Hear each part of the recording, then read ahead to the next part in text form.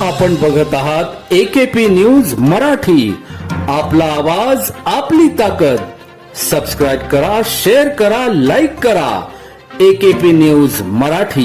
नाशिकच्या त्र्यंबक नाका सिग्नल भागातील रिक्षा स्टँड येथे उभ्या रिक्षावर रविवार दिनांक 6 ऑक्टोबर रोजी झाड कोसळले.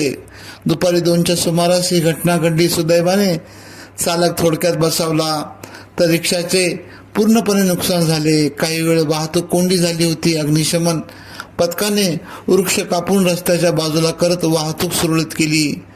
सातपूर प्रबोधनगर येथील सुनील धोत्रे यांची रिक्षा क्रमांक MH 15FQ 8488 तील प्रवासी त्र्यंबक नाका येथे सोडले. इतर प्रवाशांसाठी येथील रिक्षा स्थानकावर थांबले होते. अचानक दुपारी 2च्या सुमारास येथील वृक्ष रिक्षावर कोसळला. त्याखाली रिक्षा दबल्याने मोठ्या प्रमाणावर नुकसान झाले. सुदैवाने प्रवासी नसल्याने मोठा अनर्थ टळला.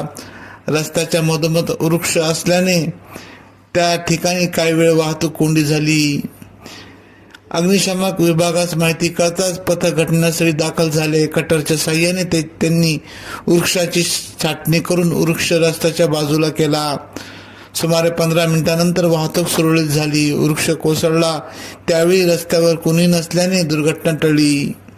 AKP न्यूजसाठी ब्युरो चीफ अनवर खान पठाण, नाशिक.